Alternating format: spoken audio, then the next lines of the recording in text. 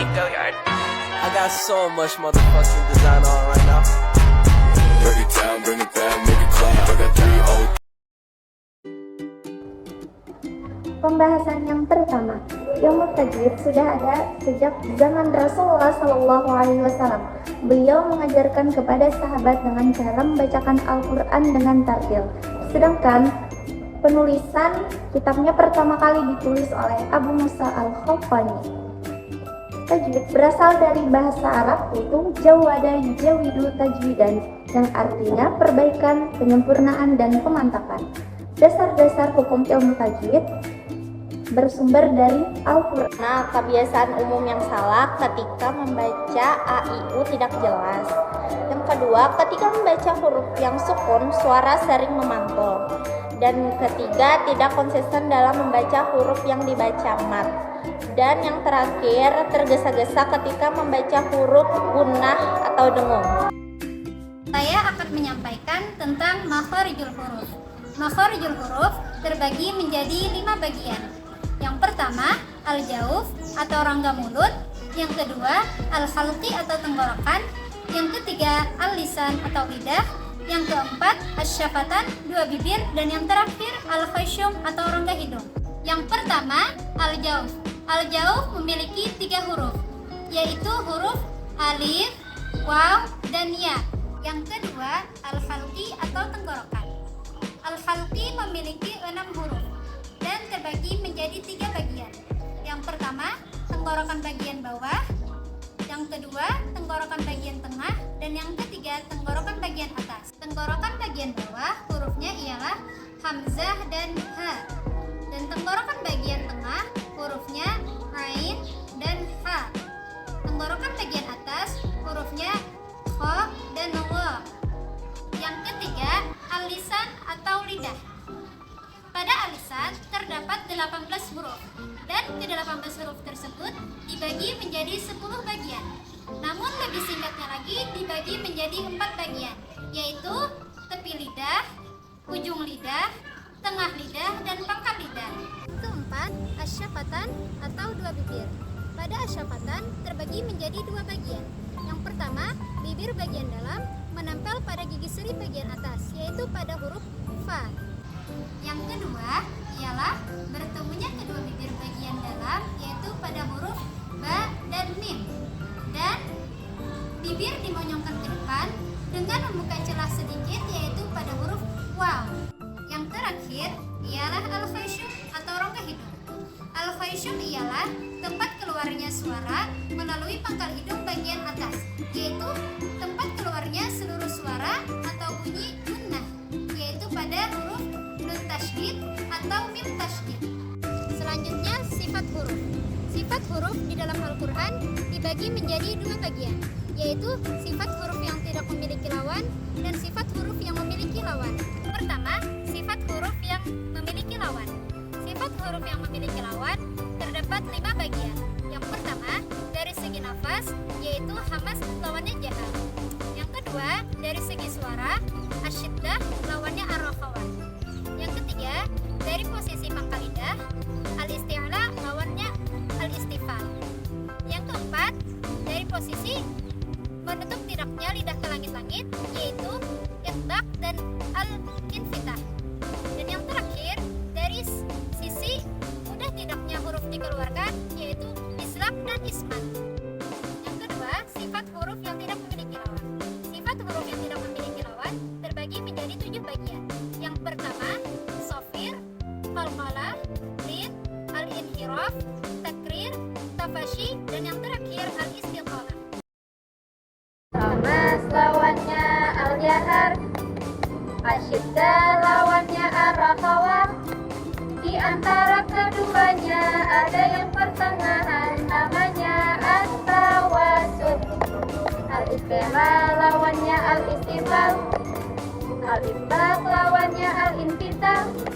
Yang kelima, mudah atau tidak keluarnya al-islaq lawannya al-ismat. Ramalah atau syamsun sakat, asyiddah al-muqaddid bakat. Di antara keduanya ada yang pertengahan, namanya at-tawasul. Dan Umar, Al-istilah khusad al-kecil, al-istilah sobo-tobo. Yang kelima mudah atau tidak keluarnya, al-istilah berromin lufit. Penyempurnaan bacaan. Dalam penyempurnaan bacaan ilmu tajwid terbagi menjadi dua, yaitu nun sukun dan tanwin dan mim sukun. Hukum bacaan nun sukun dan tanwin terbagi menjadi 4 macam. Yang pertama, izhar halki.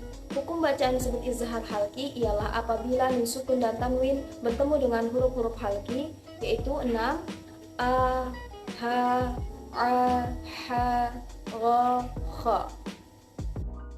Yang kedua, idgham. Idgham terbagi menjadi 2, idgham bil gunnah dengan idgham bila gunnah.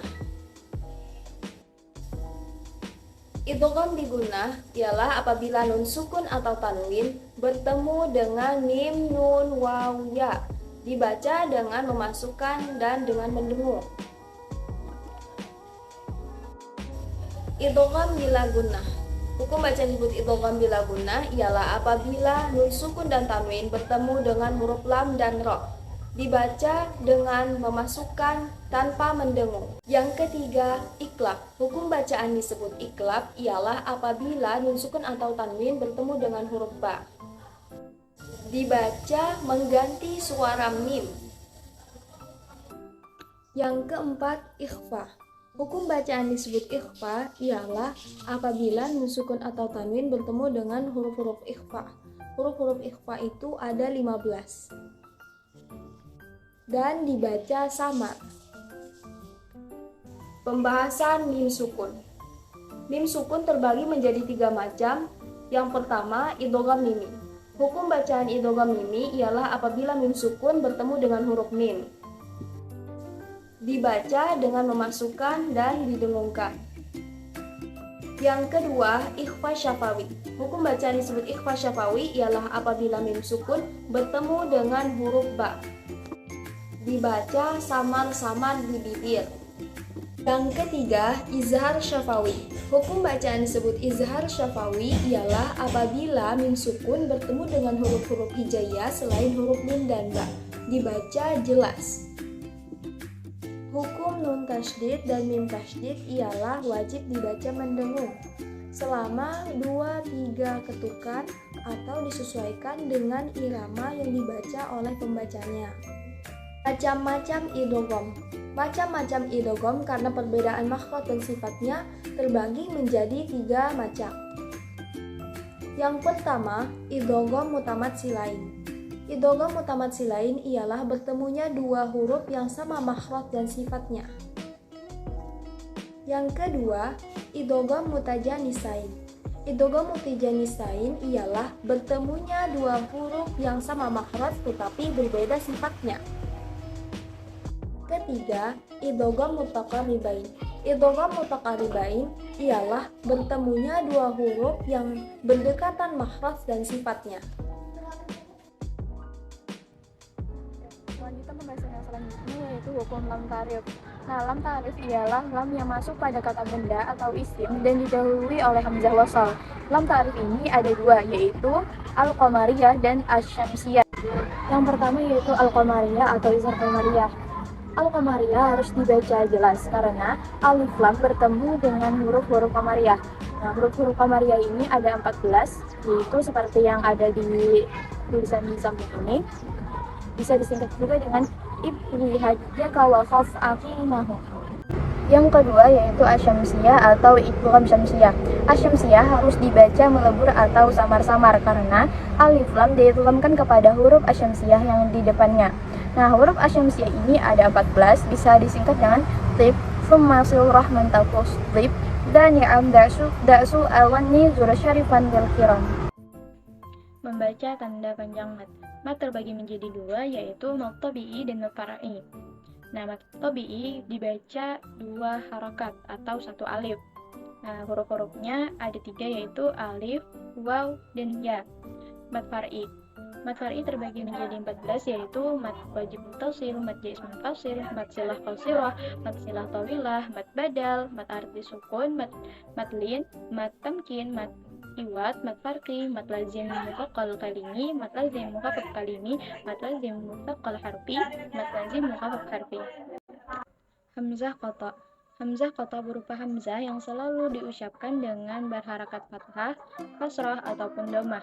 Tidak gugur pengucapannya baik di awal kalimat ataupun di tengah-tengah kalimat. Hamzah wasal. Hamzah wasal adalah alif yang terletak di awal kata tanpa ada tanda baca sama sekali. Hamzah wasal dibaca ketika berada di awal kalimat, namun tidak dibaca ketika berada di tengah-tengah kalimat. Waqaf. Waqaf adalah penghentian bacaan sejenak dengan memutuskan suara di akhir bacaan untuk bernafas dengan niat untuk menyambung kembali bacaan. Waqaf terbagi menjadi 4, yaitu waqaf ittirari, waqaf intizari, waqaf ikhtibari, dan waqaf ikhtiyari. Saktah.